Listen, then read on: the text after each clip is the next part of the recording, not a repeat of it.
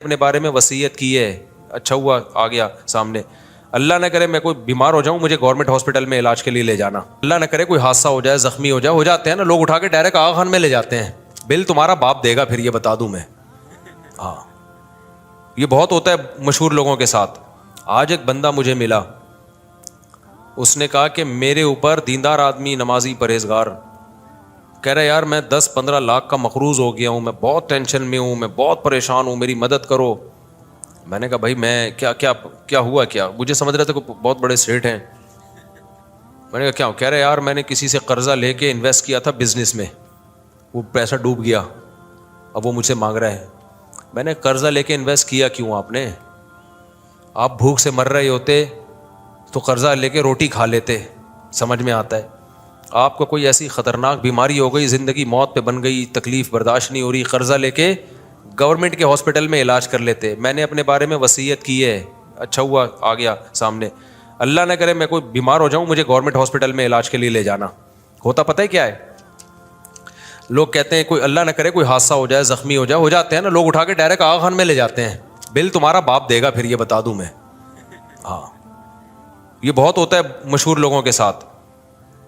جہاں دیکھا کوئی ایکسیڈنٹ ہوا، کوئی فائرنگ ہوئی کراچی میں، اللہ سب کو بچا کے رکھے، عافیت سے رکھے، زخمی ہو گئے ڈائریکٹ جی آغا خان میں لے جاؤ. تو جو مجھے آغا خان میں لے کے جائے گا بل پھر وہی دے گا سارا، یہ میں بتا دوں. کیونکہ اس وقت آدمی ہوش میں نہیں ہوتا، جہاں لوگ لے جا رہے ہوتے ہیں آدمی چلا جاتا ہے. پھر جب 15 20 30 40 50 لاکھ 1 کروڑ کا بل بن کے آ گیا تو عذاب ہے بھائی. یہ ہسپتالوں میں، گورنمنٹ ہاسپٹل میں وہی علاج ہوتا ہے جو پرائیویٹ میں ہوتا ہے.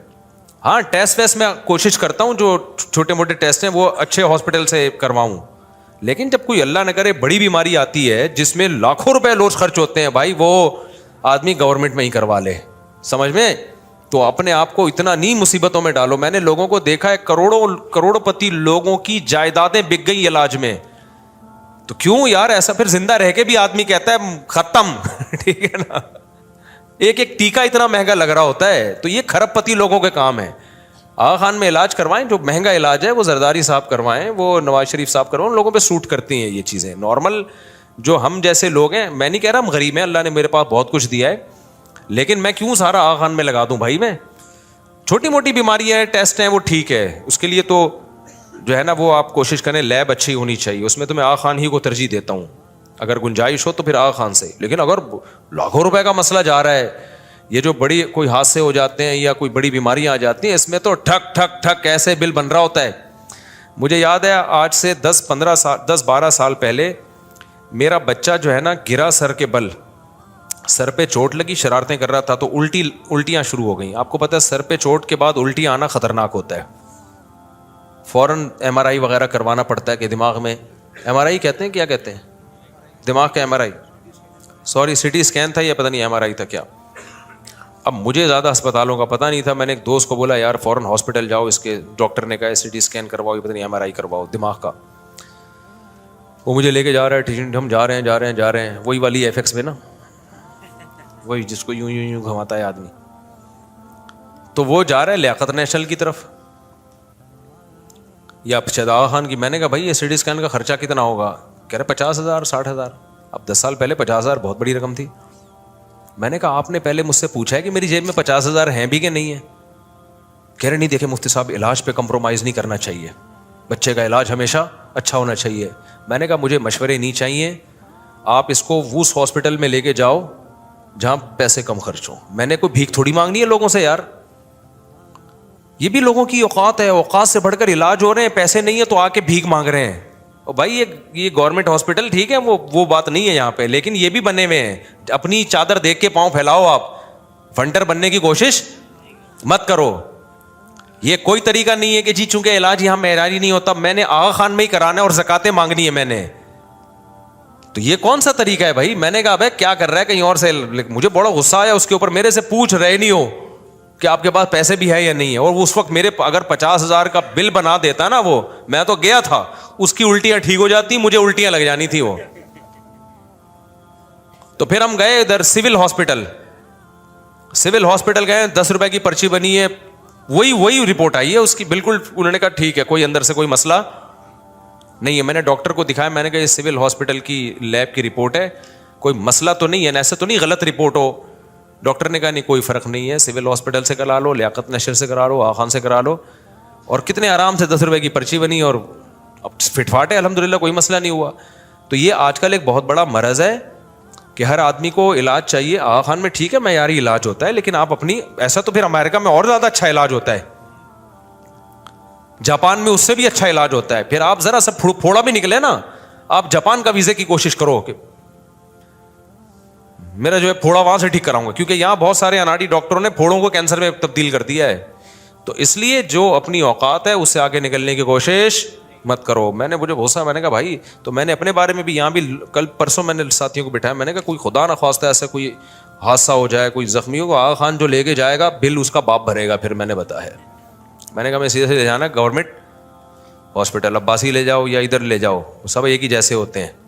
جتنی جو ہے نا, میں یہ نہیں کہہ رہا میری اوقات بہت تھوڑی ہے, اوقات الحمدللہ بہت بڑی ہے, لیکن میں اتنی ان چیزوں پہ, جب ایک چیز ایک سستے میں ہو سکتی ہے تو میں اتنے اپنے آپ کو ٹینشن میں کیوں ڈالوں کہ میری گاڑی بھی بک جائے اور جو سب کچھ, گھڑی بھی بک جائے, موبائل بھی بک جائے.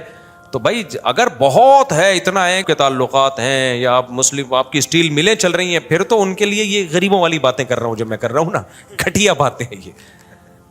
لیکن اگر اتنا نہیں ہے آپ کے پاس کہ خربوں اربوں روپے نہیں ہے, تو پھر نارمل علاج کراؤ جیسے سب لوگ کراتے ہیں, ٹھیک ہے نا. تو اس سے زیادہ آگے بڑھنے کی کوشش نہ کرو. میں سمجھتا ہوں سب سے بڑی ٹینشن یہ ہے کہ انسان کسی کے سامنے ہاتھ پھیلا. مار دو یار, ہمیں جان سے مار دو, ہم ہاتھ نہیں پھیلاتے انشاءاللہ. میری تو یہ ہے کہ یار مارنے دو مجھے آرام سے. ہمارے حضرت کی بھی یہ سوچ تھی, بیمار ہو جاؤں نا مارنے دینا آرام سے.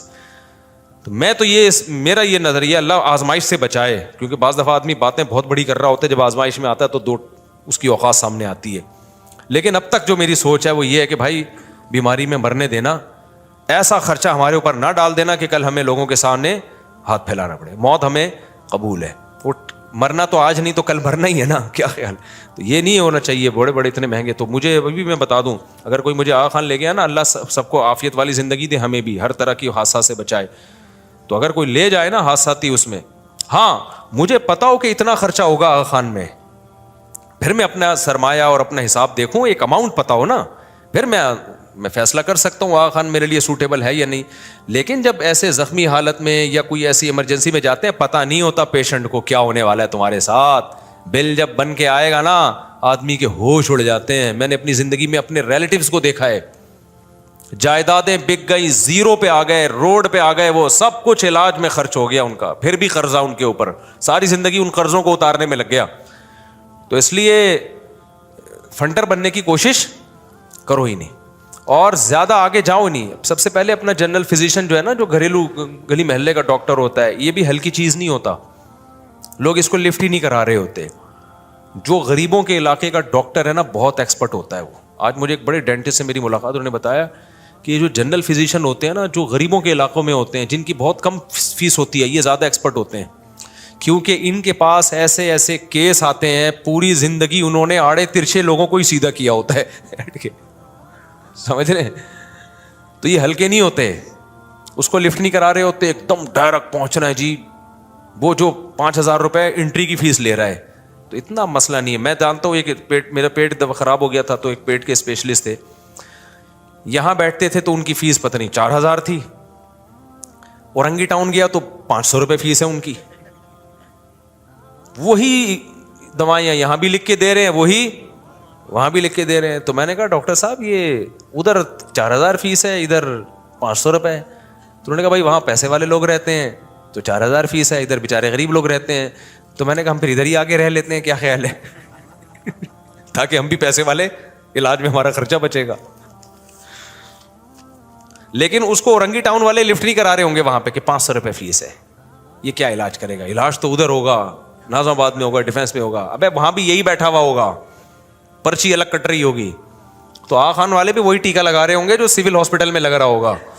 پھر بھی اگر بہت پیسہ ہے تو پھر آغا خان میں کراؤ, بہت زیادہ اگر ہے تو پھر صحت پہ کمپرومائز نہ کرو. لیکن اتنا پیسہ مقابلہ کرنا آسان کام نہیں ہے بھائی. نارمل جیسے بھائی بہت معذرت, آپ کی شادی میں تاخیر ہو گئی, میری وجہ سے ہوئی ہے. کچھ تو آپ کی اپنی وجہ سے ہوئی ہے, کچھ میری وجہ سے. اچھا یہ میں واقعہ مکمل کر دوں. تو وہ کہہ رہے تھے میں نے 8-10 لاکھ روپے کہیں سے قرضہ لے کے کاروبار میں لگا دیا. اس سے مجھے یاد آیا کہ آغا خان میں جو لے کے جائے گا نا مجھے, بل کون بھرے گا؟ خود ہی بھرے گا وہ. تو اب اس میں کیا مسئلہ ہے؟ وہ کہنے لگے کہ میں پھنس گیا, میں یہ ہو گیا. یہ بہت کیسز آ رہے ہیں, میں نے فلاں سے ادھار لیا, کاروبار میں لگایا. پر بھائی تیرے پاس جب پیسے نہیں تھے تو ادھار لے کے کاروبار میں لگایا کیوں تم نے؟ ہوس ہے, ہوس, ایک دم مالدار بننے کا شوق. اپنے پاس دھیلا نہیں ہے تو لوگوں سے لے کے لگا دو. اور وہ بڑا بے وقوف ہے جس نے دیے ہیں. اب کہہ رہے ہیں وہ لوگ کہہ رہے ہیں کہ وہ میرے اوپر سر پہ کھڑا ہوا ہے جس کے پیسے میں نے لیے تھے. میں نے کہا بھائی بات یہ ہے کہ جب آپ نے کسی کا پیسہ لے کے لگایا, اگر وہ ڈوب گیا تو اسلام میں نقصان انویسٹر کا ہوتا ہے, محنت کرنے والے کا نہیں ہوتا. محنت کرنے والے کا بس یہ نقصان ہے کہ اس کی محنت ضائع ہو گئی, تو بنتا ہی نہیں ہے. کیا خیال ہے؟ اب تو ٹینشن اس کو ہونی چاہیے, آپ کو تھوڑی ہونی چاہیے ٹینشن. یہ خوب اچھی طرح سمجھ لو, جب کوئی کاروبار کے لیے پیسہ مانگے نا اور آپ دو تو سمجھ لو اب شرعی لحاظ سے بھی واپس نہیں لے سکتے. مفتی کے پاس کیس آئے گا, مفتی اس کو فیور دے گا, آپ کو فیور نہیں دے گا. کیونکہ جب کاروبار میں پیسہ ڈوبا تو جس کا پیسہ تھا اسی کا ڈوبا ہے, آپ کا تو پیسہ ہی نہیں تھا تو ڈوبا کہاں سے؟ تو میں نے کہا میرے بھائی تو نے 10 لاکھ لیے ہوں, 10 کروڑ لیے ہوں, 15 کروڑ لیے ہوں, جب کاروبار میں نقصان ہو گیا تو نقصان تو انویسٹر کا ہے. اب آپ کہہ سکتے ہیں اسلام نے انویسٹر پہ بڑا ظلم کیا, یہ تو کہہ سکتے ہیں نا. بھائی بات یہ ہے کہ جس کے پاس پہلے ہی پیسہ نہیں تھا اس کو پیسہ کا پابند بنا دینا یہ زیادہ بڑا ظلم نہیں ہے کیا؟ کیونکہ کاروبار میں کبھی پروفٹ ہوتا ہے کبھی لاس ہوتا ہے. اس کے پاس اتنا پیسہ ہے نہیں کہ کاروبار میں لگا دے وہ, اور لاس بھی اس کے اوپر ڈالا جائے وہ تو زمین میں گڑ جائے گا. ہاں اس کی حماقت سے لاس ہوا ہے تو پھر اس کی ذمہ داری ہے. یعنی اس نے جیسے دکان کھلی چھوڑ گیا, رات کو سونے کی دکان کھولی, پیسہ آپ نے دیا, دکان وسیم نے بنائی, سونے کی دکان کھولی ہے اور سو رہا ہے اس میں. یہ دکان کس کی کھولی تھی اس نے؟ سونے کی, گولڈ کی دکان کھولی اور سو رہا ہے. چور سارا گولڈ لے کے چلے گئے. اب اس کو بھرنا پڑے گا کیونکہ یہ نقصان کس سے ہوا ہے؟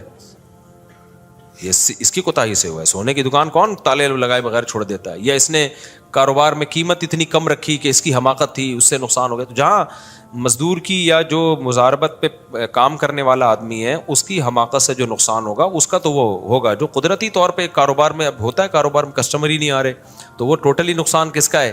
انویسٹر کا ہے. تو یہاں ایک اشکال ہوگا کہ انویسٹر بیچارے کا کیا قصور ہے؟ انویسٹر کا یہ قصور ہے تو نے پیسے دیے کیوں؟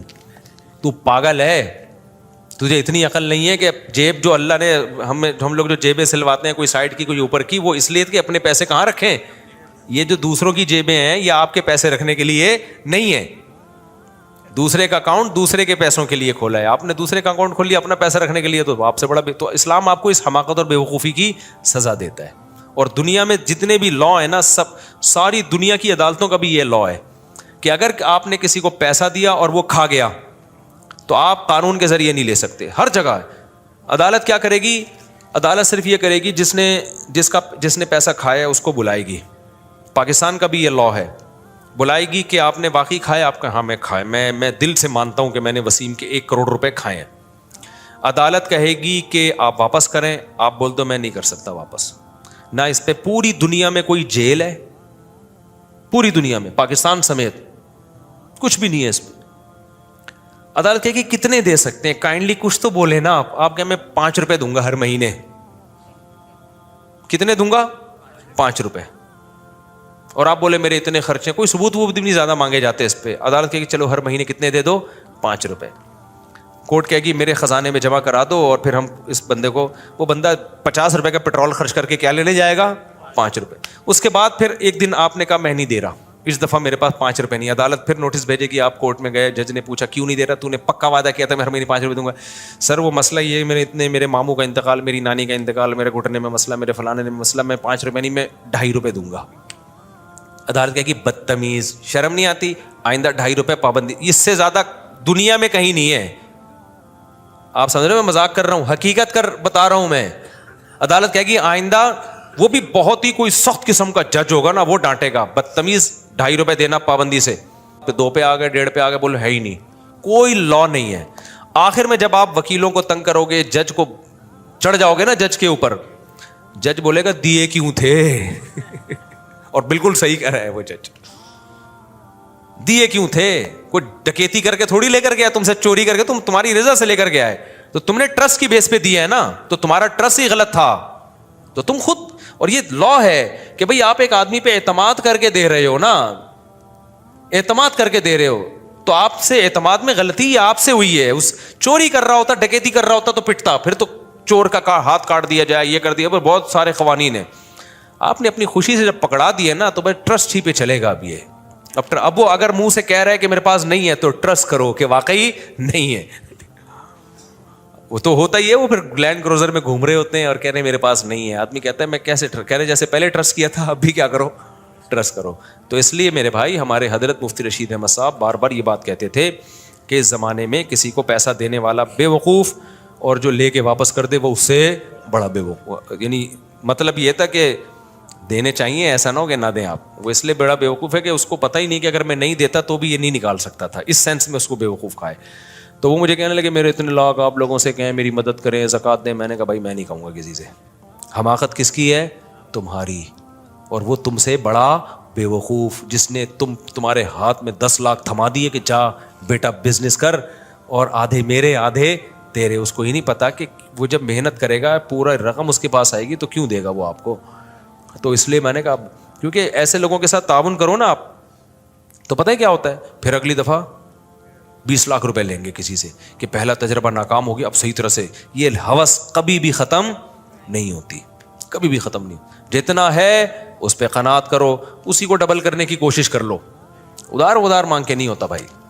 ادھار وہ مانگے جس کی اچھی خاصی آمدن ہو, اس کو پتا ہے میں اگلے مہینے دے دوں گا. بعض لوگ کروڑ پتی ہوتے ہیں, ان پہ ٹھیک ہے, وہ جچتا ہے. جیسے ہم ہوٹلوں میں جاتے ہیں, بٹوائی بھول گئے تو آپ دوست سے ادھار لے تو یار پیسے دے دے, آپ کو پتا ہے میرے پاس گھر میں پڑے ہیں کل میں دے دوں گا. یہاں ادھار جچتا ہے, اس کے علاوہ ادھار نہیں ہوتا بھائی. یہ بہت بے وقوف لوگوں کا کام ہوتا ہے ادھار لینا اور دینا.